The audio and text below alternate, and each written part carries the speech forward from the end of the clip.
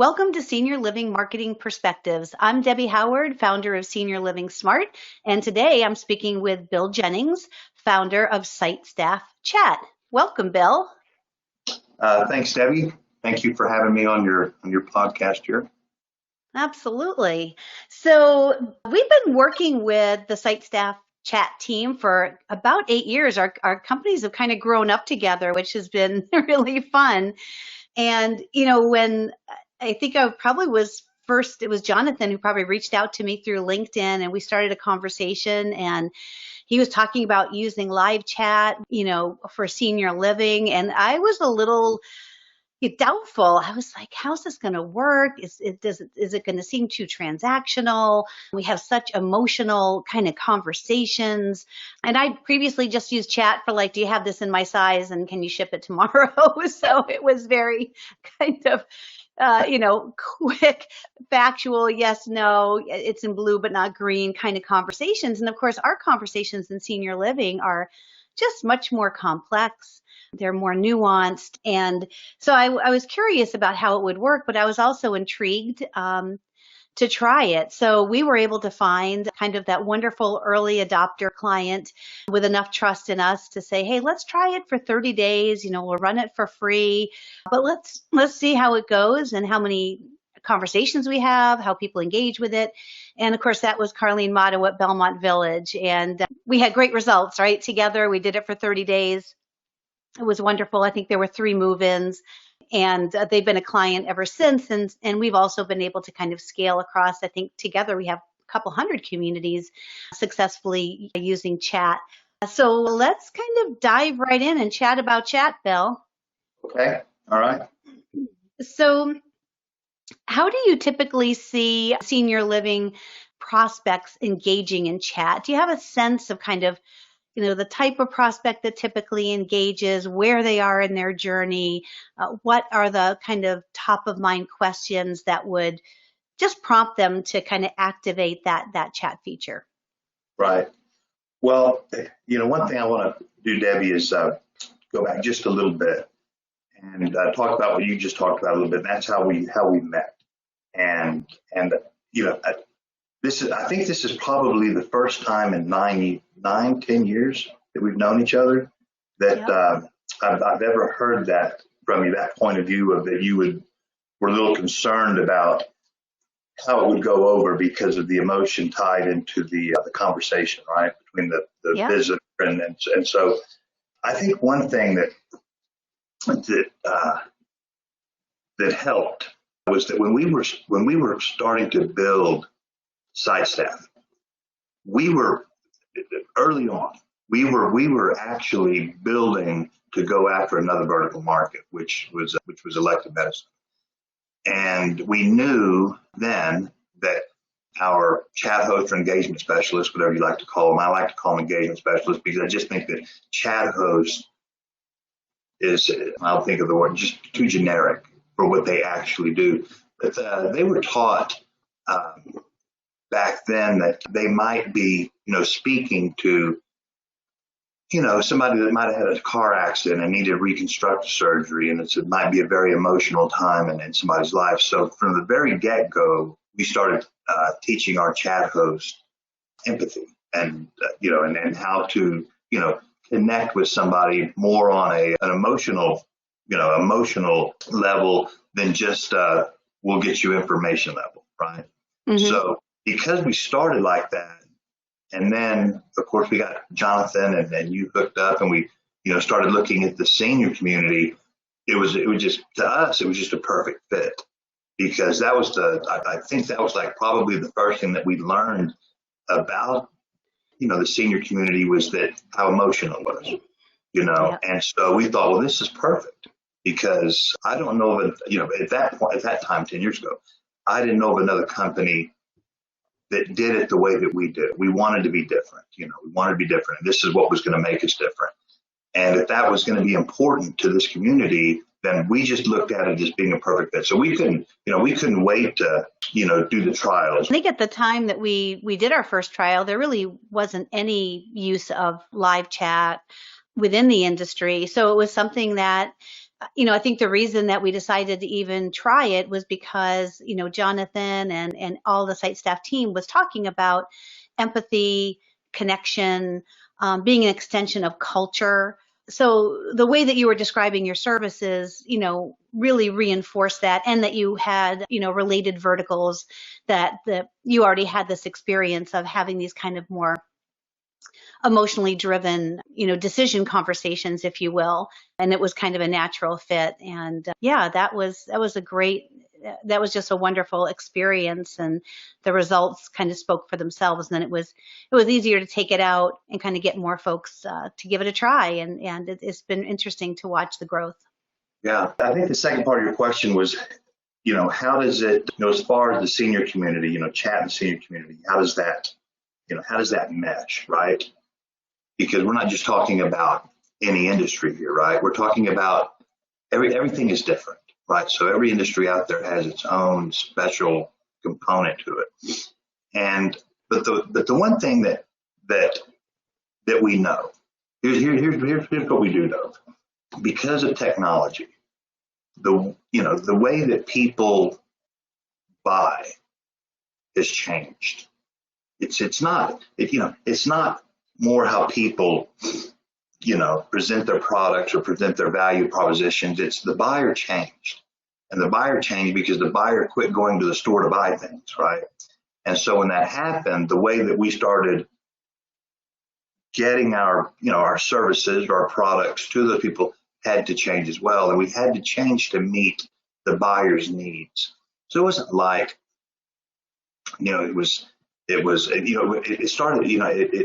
it started coming and people saw it.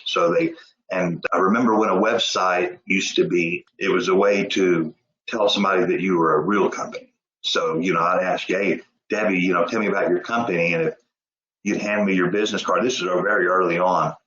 And I'd say, do you have a website? And you'd say, yes, you can check it out. And then that right there just legitimized it. Oh, she's got a website. She's got to be in business, right? Right. But it went from that to the website became actually the place to go to actually learn about the business, and not only learn about the business, but possibly even buy right there from the business. So people got to the point where they never left their living room. Well, they didn't. They might leave their living room, go to their home office, but it's the way that we buy today. And because of the way that we buy, that's why chat became such a need. I would say a need because the website became the new front door to business. That's where people enter businesses today, right? So Yep. So the chat host or the engagement specialist became the new receptionist. So she was the one that would welcome that person into the business and give that person, some type of direction to, where they wanted to go or where they needed to go, because the website was no different than the actual, physical location. That person still needed to know to sign his name in here and, take a seat over there, and the doctor would be with him in 5 minutes if he'll just wait, right? And that kept him from leaving. And the chat hosts do the same thing today, and I'm talking about just industry wide, that's the way it should work, is that when somebody enters a company, there should be somebody there to meet and greet that person and ask them, how can we help you?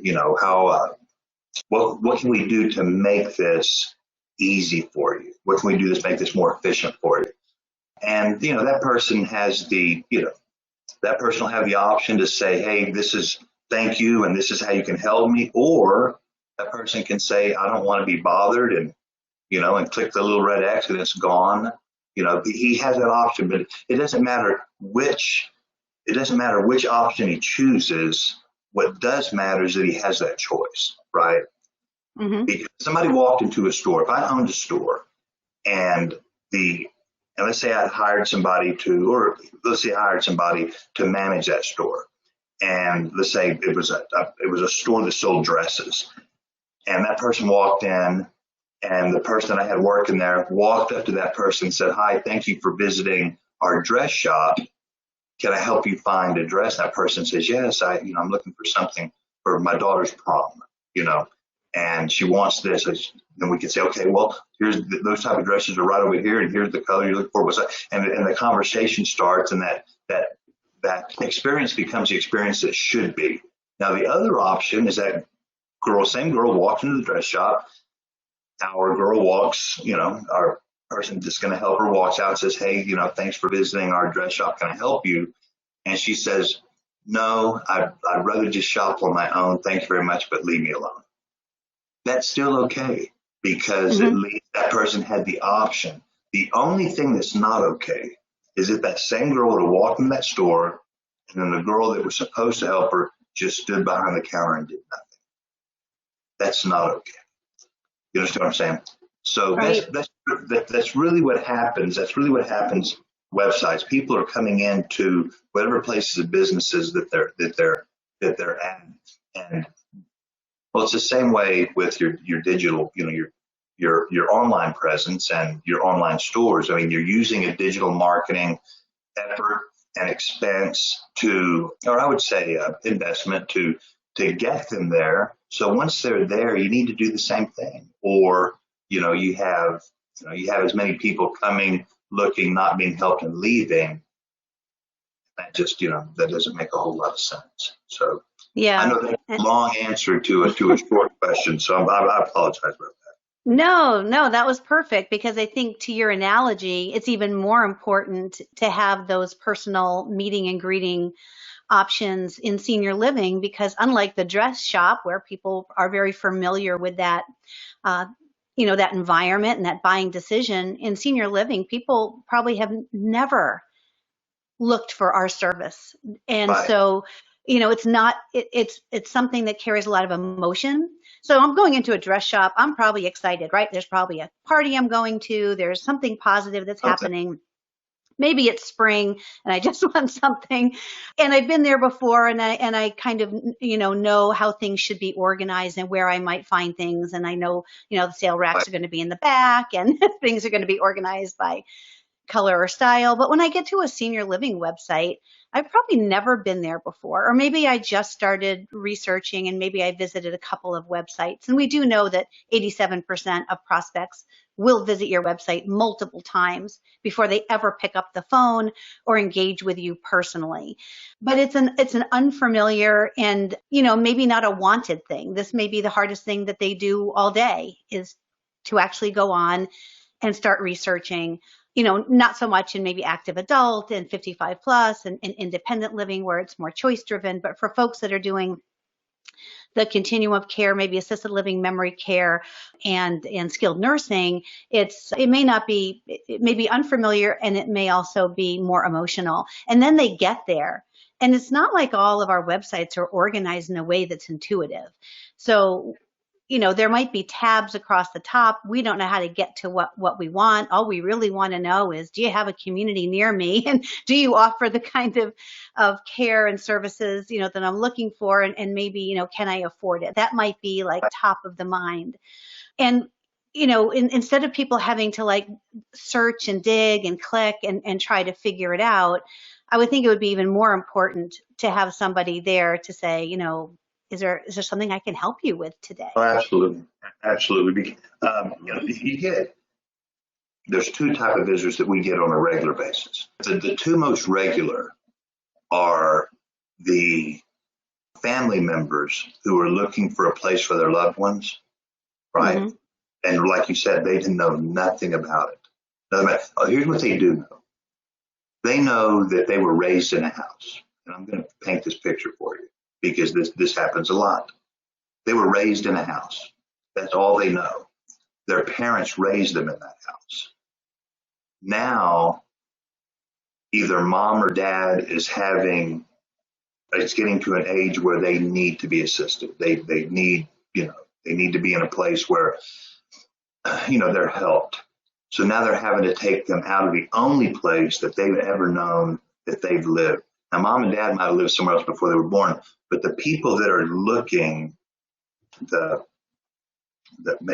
call it the kids, that are looking for a place for mom and dad, that's highly emotional for those people. Highly, because, sure. And I know that because of where I'm at in my life, right? But I know how hard it would be to take mom out of her house that she's lived in for, 40 years. and have to find a place. And I also know how, so what I'm saying to you is my mind, Debbie, would not be on looking for the right, or even knowing what the right questions were to ask. I wouldn't know where to start, because number one, I'm worried about taking mom out of her home. So that's consumed my mind. The other thing that's consuming my mind is, how am I going to do it? How am I going to do that? How am I going to approach my mom and say, Mom, I think, this is what we're going to need. I mean, that's going to be a huge thing to face. So anybody that can help me with the fine lines and say, look, here's the questions that you need to be asking, or here's some things that you need to know, or here's some things that are going to make you feel better. That's going to help. That's going to help that person, right? The other person that's visiting the senior community, it would be the Poplar resident herself or himself, right? So somebody who thinks, I just want to be around people. You know what I mean? I just want to be in a community where I can have friends. You know what I mean? I can have friends again and be assisted at the same time. So they might see it as something good for themselves and start looking around and have already made that decision for themselves, but still wouldn't know when you come to navigating a website and reading different terminology. What does this mean compared to this? It's always good to have somebody there that can explain it in a way to make you feel a lot more comfortable with maybe a tough decision that you're having to make. But those are the two most, that visit regularly. You know what I mean? It's somebody that's either looking for a loved one or that loved one looking for themselves. So let's talk about the types of conversations that your engagement specialists are having. Do you see like any pattern to what motivates people to kind of engage chat? So they've got to click on, just to give everyone a kind of a visual, there's, some kind of a box that, hey, says, we're here to answer questions, or let's chat. I'm here to help. And, somebody has to engage with that, click it to activate it to be able to engage with your specialist. Right. So do you have a sense of, what percentage of website traffic maybe has that level of motivation, and what types of questions are kind of top of mind? Because I think about your dress shop example, which I love, by the way. I think that's wonderful. The person that when they're approached, thanks for visiting, is there something particular I can show you today? The one that says yes probably has a higher intent to purchase, right? They have a reason, they have a purpose, and they're allowing somebody to help them with that decision versus I'm just going to check it out, poking around, leave me alone. So I think that, probably from an intent to buy or lead scoring, if you will, probably the person that's motivated enough to have a pressing question and activate that kind of an engagement, do you think that they are more qualified or have more intent? Or is it just efficient? They have a quick question, they want to get on and off, and they look at the website and think, well, I can either click this button or I can, spend a half an hour trying to work my way through all these tabs. Do you see any kind of pattern to kind of the persona of the prospect that would engage with chat? Well, if I'm hearing the, I think they all, Debbie, I could answer that a couple of different ways, but I think they all fit into the same, when you say persona, I think they're all, especially when they engage in chat, I think the level of interest is like you said, using the dress shop thing. I think the level of interest is higher because they want real answers, right, to real questions. So what they're not going to do is they're not going to read something and then try to put their spin on it and say, well, I guess this is what this means. Engage in chat. I mean, they're looking for real answers, right, to real questions because something is real important. So that's what I would say the persona of the person that's engaging in chat is there, and again, if you're like me, I find it very efficient, right? So when you talk about that store, I'm not the type of person that's going to walk into the mall and look for a white, know that I need a white shirt, and start going through every aisle like my wife would, looking at different clothes until I find a white shirt. What I'm going to do is I'm going to find the first person I see, and I'm going to say, "Excuse me, sir, could you tell me where the white dress shirts are?" And he's going to say, "Well, they're over in the corner over there." And I'm going to run over to the corner, and there's going to be somebody else there. And I'm going to say, "I need a white dress shirt with a 18-inch collar, 35 sleeves. You have that?" And they're going to pull it off the rack. I'm going to get it, and I'm going to leave. And that's how I shop. And because I want to be efficient, I want to get in, I want to get out. And that's how I shop. Now, there's other people who don't shop like that. They want to walk in and they want to browse. They want to go through every aisle in every store and spend all day there. And that's good too. So those are the two types of shoppers that you have.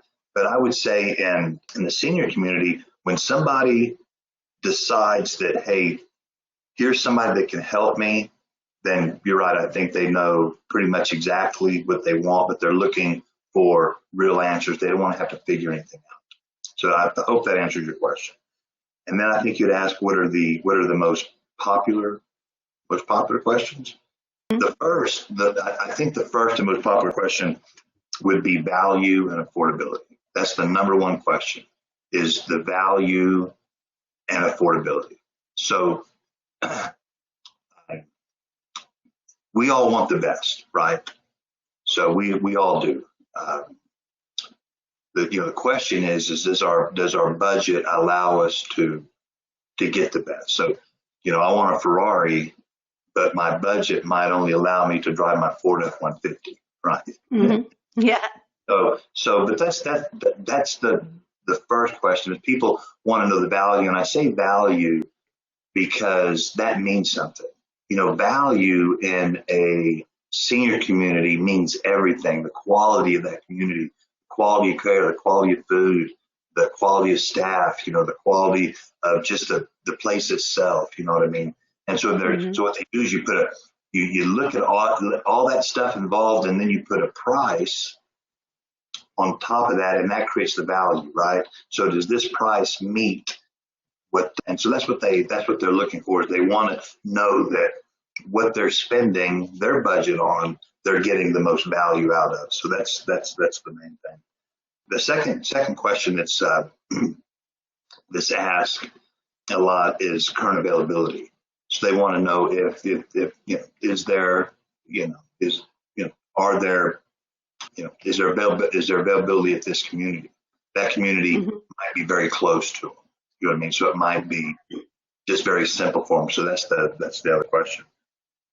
And then the others would be, they're just interested in the levels of care and the types of care and the differences between the types of care, and they just want to be educated on this is the situation that we have here.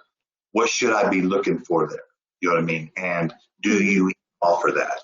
So that's where I think that's where the when you start talking about just site staff chat, and I'm just going to talk on our behalf right now. When we talk about site staff chat, I think that's what makes it helps. I want to say it kind of helps us stick out from other chat services, is because we've been doing this for so long that, and our I want to call them engagement specialists, but our engagement specialists have been with us for so long and doing this for long, Debbie, that they understand the terminology now. They understand the differences between, you know what I mean, between assisted living and skilled nursing, and they just understand the differences, and so they're able to have those conversations with people and say, of course, we're going to say whatever the community tells us to say based on the questions, but we are able to have an intelligent conversation industry, and so that's people like that. So.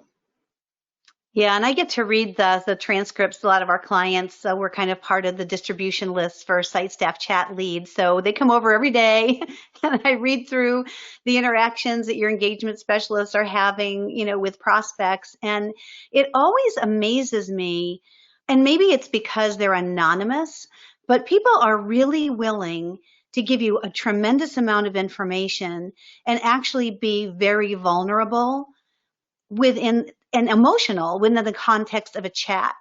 So when I look at them, and I read through the conversation, and it really is a conversation most of the time. You always have those efficiency buyers that are just, I have one question, I'm going to get on and off. But for the Right. most part, these transcripts are lengthy. And, obviously there's been a back and forth for many minutes kind of trying to help out. But people really do share a tremendous amount of information, sometimes even more than I typically see, a salesperson getting when I read through notes in the CRM from like someone who calls in for information.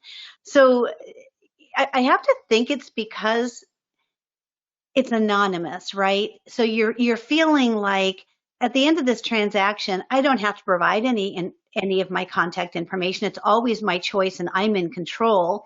And at the end, I'm going to make a decision about whether I want a follow up based on this interaction. And it sounds to me like a lot of it is people trying to self qualify or self disqualify and looking at chat as a good way to be able to do that.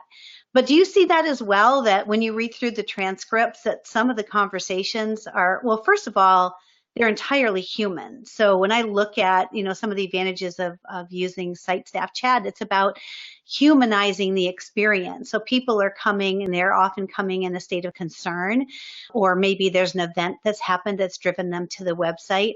And so when they get there, it's really about how do we humanize the interaction and just really be helpful. But can you speak to a little bit about the types of conversations and what you see in terms of what people are willing to share? Yeah. Here's what I will say, Debbie. If you ever feel the need to do something different than Senior Living Smart, I'm going to hire you as a spokesperson, or because what you said was just so perfect, and like you said in the very beginning, we've grown up together, so we've learned a lot of this. We've learned a lot of this together, right? Yeah.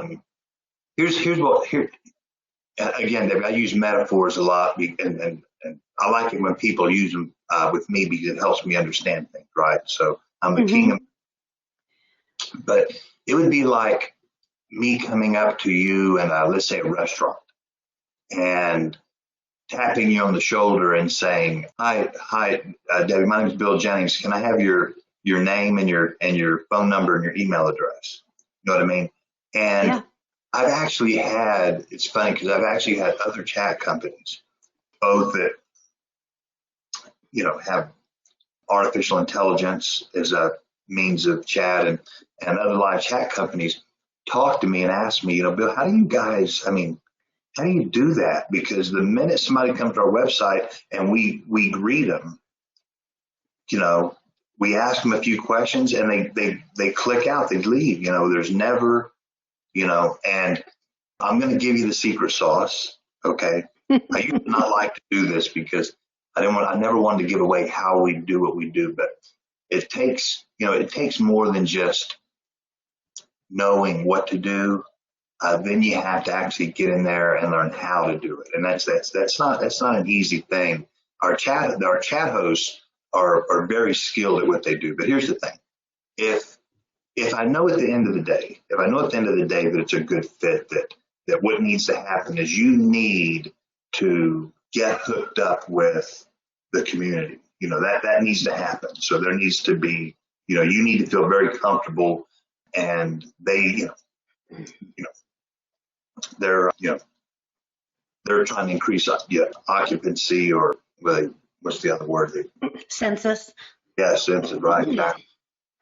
But that needs to happen. So how do you make that happen? How do you bridge that? And you do it through meaningful conversations. So the short answer, Debbie, is we earn the right to ask.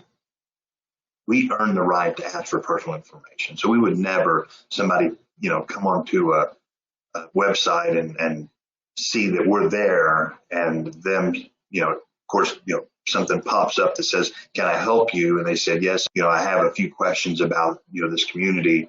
And we say, "Well, can we get your name, your email address, and your your phone number?" I mean, we haven't earned the right to ask that. So what we want to do is engage them in meaningful conversation and help them, listen to them, listen to what their concerns are, listen to what their questions are, listen to what they're going through, and then have a real conversation with them. And then once that real conversation has gotten to a point that we can say, Debbie, it sounds like this could be and I'm trying to do my impersonation of our engagement specialists who are much better than I could ever be. But when it gets to that point where we've earned the right to say, Debbie, I think probably the next step would be for you to talk to so-and-so. It sounds like, it would be a perfect fit. That's when we'll ask for the information so that somebody can get in touch with them, right? So Yeah. because at that point, they know that is the next step. There's no way that we can go any further based on, what we've learned, based on the conversation. We can't go any further unless I give them this, my contact information. It's just something that at this point I have to do, but we earn that right. And our average chat right now, Dave, our average chat is 8.5 minutes long. Wow. 8.5. I mean, that's our average chat, 8.5 minutes. So when you said a real conversation takes place, 8.5 minutes. Think about if you had 8.5 minutes to talk to somebody about senior living smart.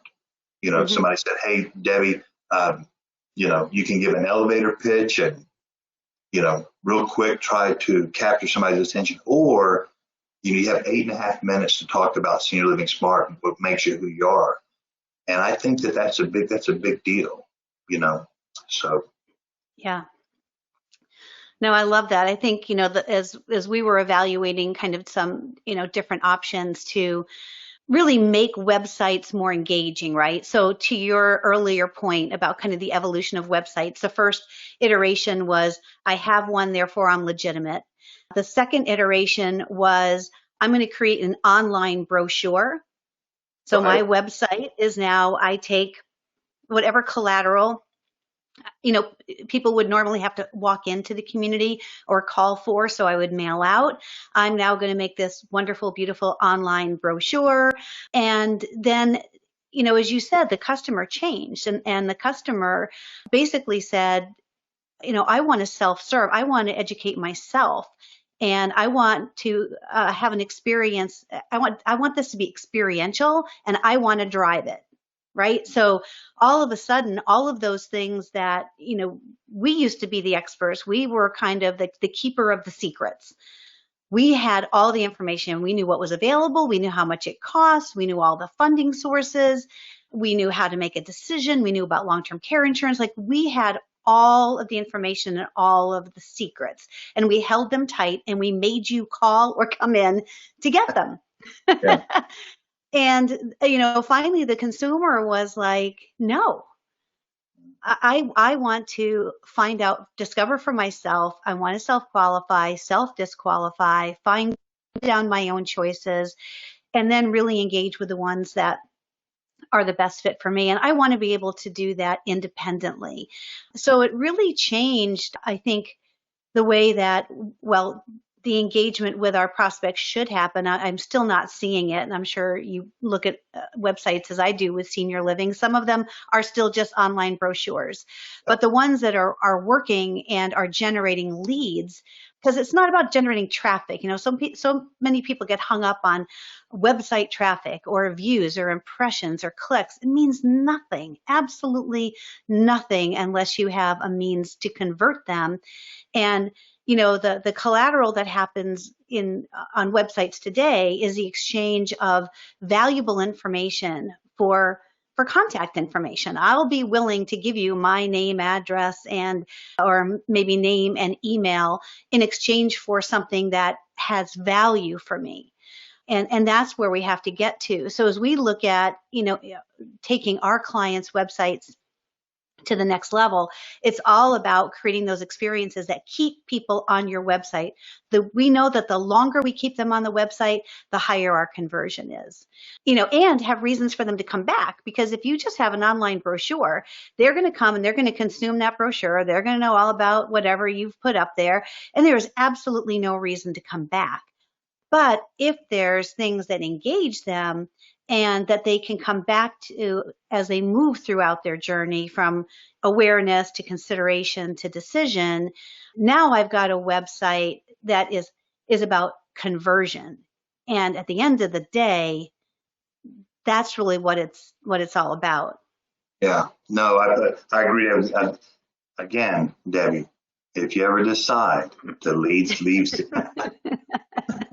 you would be. Not a chance. I'm going to make you president. I'm going to step aside and just make you president. Yes. So I like what you just brought up, and that's website traffic. Website traffic. So, and what do you really, like you said, what are you really looking for? And I think what you're really looking for isn't the traffic itself, but of the traffic, how many meaningful conversations can you have? How many meaningful conversations? I think that's what you're looking for, or meaningful conversations, right? Yeah. So, and those are you focus on. And the other thing that you brought up, and I wrote it down because I thought it was awesome, is it's just when you open up the dialogue and you have meaningful conversation, then what you're starting right there is the credibility of the community, right? So you have to have credibility, and then what that credibility begins right there, and once that credibility begins, then that's the beginning of the relationship, right? So all of that is happening all at the same time. You have meaningful conversation going on, you have credibility being built, and then a relationship with community starts right there. I mean, it starts right there, and that's why somebody would. Now, here's the option. The other option is, like you said, have a website, be an online brochure, not have the engagement specialist. I'm not saying shadows, or I'm not just saying somebody who's ready to take a name or number, but somebody who's willing to have a meaningful conversation. What'll happen is that person can go to that website, learn maybe what he or she wants to learn, but end up at another community because that other community took time to open up meaningful conversation, earn credibility, and start developing a relationship where that person says, I know this stuff already, but this is the place that I want to be because a relationship has already begun, right? So you might find yourself marketing for another company if you don't have something in place so that when your marketing works, something in place that will start building a relationship from the time that they enter your what I would say your new front door. If that makes sense. Yeah, no, it does make sense. And, just to wrap up the kind of traffic conversation, what would keep me up at night if I was still sitting in that VP of sales and marketing chair, which I'm so glad I'm not these days. But if I was, the thing I would be most concerned about is the website traffic that I spend a lot of money getting to my front door. I've got my pay-per-click campaigns, and I've got my, Facebook campaigns, and I've got maybe some traditional media, and I'm writing blogs. I'm doing all of this investment because there are no free leads, right? We had this conversation. There are no free leads, but I've invested all that money, and people had intent because we're not selling something that a person is just sitting around bored and decides to research. So, we have high intent people. We spend a lot of money driving them there, but they don't convert. That's what keeps me up at night. So one of the reasons that we always recommend adding chat to the website is it takes the existing traffic that you've already bought and paid for and gives them another choice, because consumers today are all about choice. Some people want to download a guide or read a blog, or, maybe they're closer to decision and they're ready to click on schedule a tour. But 90% of the people that are on your website are early stage, they're research. And I think the studies show they're on your website an average of 7 to 8 times before they're ever willing to complete a form or pick up the phone. So we really need to have all of those channels firing off, because we do have different types of buyers. But what I like about Site Staff is, for me as a VP of sales and marketing, I'm just converting, I'm creating more opportunity to convert the traffic that I've already bought and paid for by giving my prospects another choice in how to engage. we have data that shows that what we do, I'm going to say what we do, not what industry does, but what we do, has the highest, we are the highest conversion rated service. I don't want to say tool, because there's a difference between conversion tool and conversion service, and we're a conversion service. But we are the highest conversion service out there. And again, I just think it goes to the fact that I'm probably going to cover something you're probably going to ask me. I'm going to wait for you to ask me about the engagement specialists themselves before I cover that. But there's a reason for why we are, and and I think it all points back to our intent on our side, and our intent is to engage and create a meaningful conversation. You understand? And when you create that meaningful conversation, then everything else follows. You earn the credibility, and you start to develop the relationship, and that's why the conversion rate is as high as it is. So, yeah, I think the other reason, Bill, is that it's probably the only way to get information or to get questions answered anonymously and stay in control. So I can see a button that might say download our brochure or get our pricing or download this guide, but all of that is gated. So I have to see enough value without seeing behind the curtain. I got to say, yes, it's worth me giving my name and email address in order to get this information. And, that's a little bit of a higher risk for some people than to click on a chat and remain anonymous and maybe ask those same questions and deciding towards the end of the conversation if I'm ready to kind of divulge that. Yeah, at least you're on your own time. At least you're on your own time, and you get to control that time, right? Yeah. Whereas, I might say, I like the fact that, I like the fact that I don't have to show my face. I like the fact that I don't have to give I don't have to do anything I don't want to, and I can remain anonymous. That is a huge thing for people, right? I mean, I don't want anybody knowing. I don't want anybody knowing what I'm doing right now, because this is private for me right now. So my other option might be just to fill out a form. If I fill out this fill out form that's I'm remaining anonymous. Maybe I'm giving a little more information than I would like right now, but at least it's anonymous.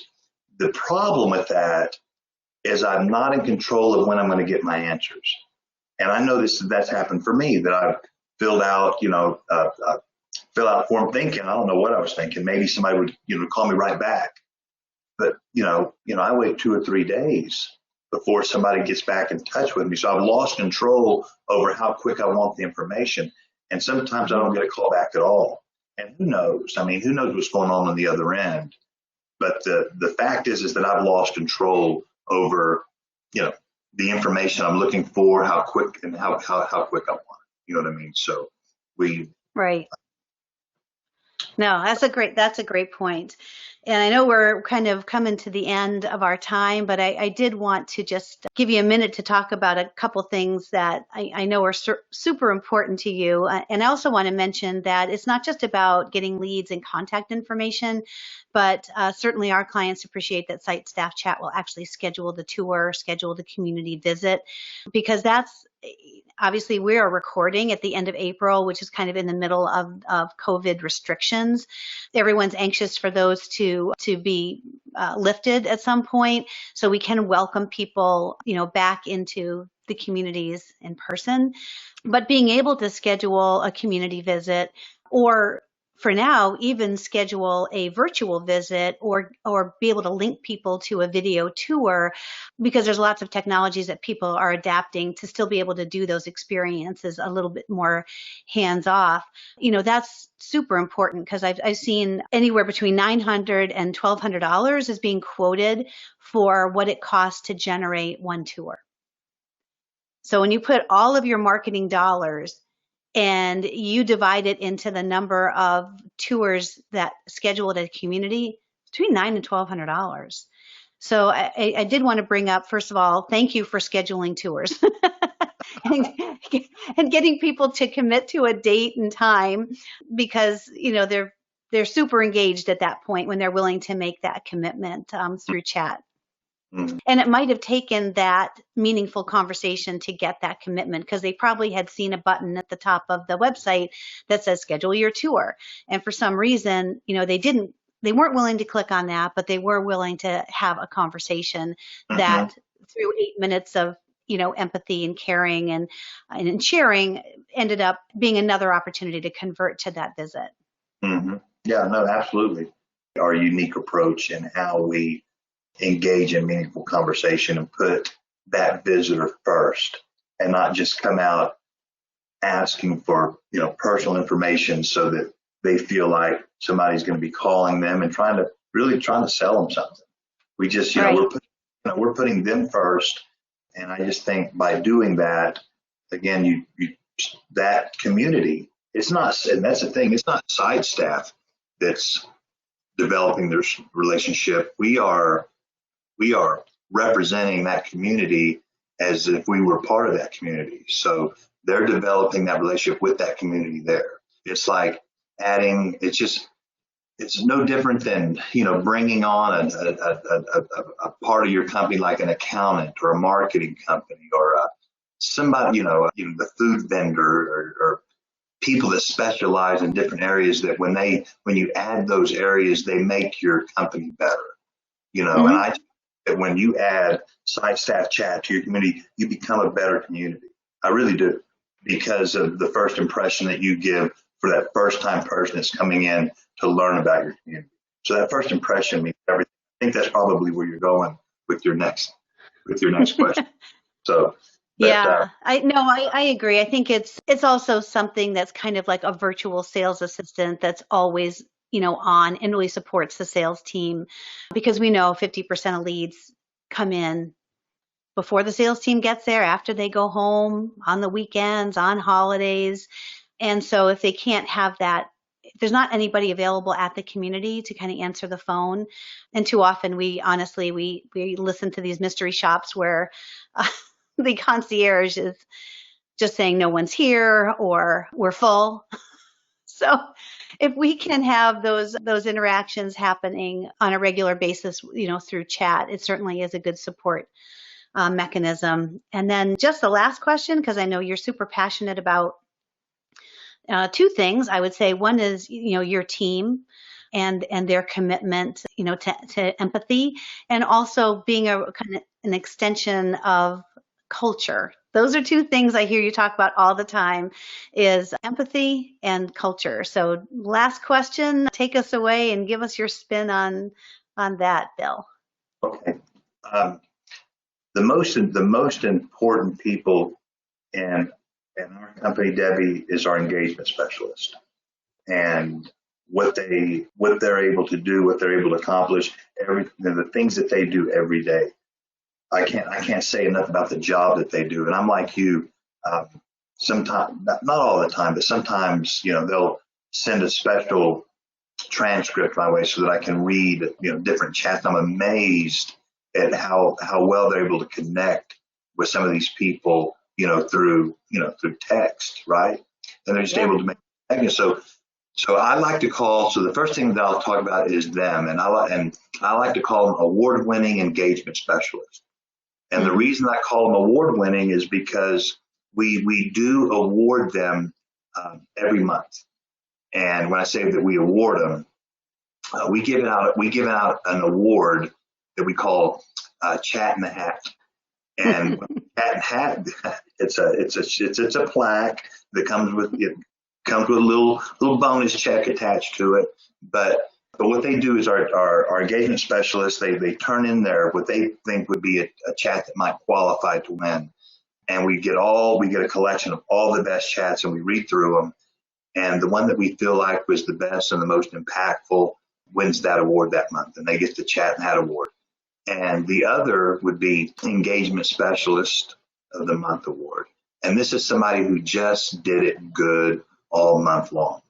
They were just good all month long. So we had that award for that one special moment, that was just off the charts, great chat. And then we also have the award for somebody who just did it good all month. And so I guess what the point that I'm trying to make is we don't reward our engagement specialists for quantity. We reward them for quality. So that, to me, that's a big thing. I want to say they're very careful with the wording that they use, but they're just very good at what they do. They've just been doing it long enough to become that good. So that's how they're rewarded, is through their quality of work, not their quantity of work. And then the last part of your question was the culture. The most important thing to me is my reputation and the culture of my business. I will not sacrifice. There's no amount of money that you could pay me to sacrifice my reputation or change the culture in my company. That's what's important to me. So if I can and if that's important to me, I know it's got to be important to you, because it's what separates you from your competition. So if I can come in and be part of that culture, learn that culture, and replicate that culture, and I can do that better than anybody else, then I'm the best person for your business. And so that's why culture does is so important. So, Bill, tell everybody how they can try out Site Staff Chat. Yeah, I forgot about that. we because of the current climate, you might say, this coronavirus. We want to do our part. And Debbie, you've done your part. So I'm going to say, while I have you here, thank you for everything that you've done for us. But we want to do our part, and so we're giving 30-day no-cost trial to those that want to, try us out and test us on everything that we've talked about today and see if that's all real. But yeah, it gives them 30 days to test us out and, continue to do the good work that they're doing and bring those visitors into that website. And for 30 days, we'll try to capture as many of those visitors as we can and make that connection and, and try to, increase a client acquisition, at no cost. That's great. I know that's amazing, but a great, great service at this time. I think especially where some of the operators are seeing, decline in leads, and so to be able to convert more of their traffic is certainly a wonderful contribution. And then tell everybody how they can reach your team to learn more about the special or get a demo or just have a conversation. What's the best way for them to get in touch? Okay. I've been doing this a long time, Debbie, and still couldn't tell you our 1-800 number. Okay. So, but I will, visit us at, www, and I don't think you even need to do that anymore, but www.sitestaffchat.com, right? Very simple, sitestaffchat.com. And, all the information's there, so you can send us information. You can download, I believe, case studies, brochures. You can call the 1-800 number. You can even reach me if you want, 303-349-4282, and I'll take your phone call, But we've got great staff. So like I said, in fact, Debbie, they could go through you. That's true. That is true. I'll bet that there's even an engagement specialist on the site that they could chat with. Yes, yeah, exactly. every page. So, but yeah, that's the easiest. So just visit the website and and I would encourage anybody who's interested in how our conversation went today to do that. Go to the website, see it, and if you feel like you want a quick demo, heck, chat with one of our chat hosts right there on our website and see how the conversation goes. Right. So it's a very simple process. It's really, we have, we own our software. We don't use a third party. Yeah. We actually develop that software. Our chat host or our engagement specialist, they helped build that software because we asked them, what would make you more efficient? What would make you better? Give us a list of things that you would like to be able to do and see. And so we took all that information, compiled it, and that's how we built the software that we have. So it was built to make them more efficient, make them better, really. But anyhow, I know that I was going somewhere with that. But it's just not complicated to set up. Oh, that's what I was saying. Yes, it's not complicated to set up. It would seem complicated, but it's really just somebody calling in and saying, hey, based on what we know now. Let's get this going. We like what we see. Let's get this going.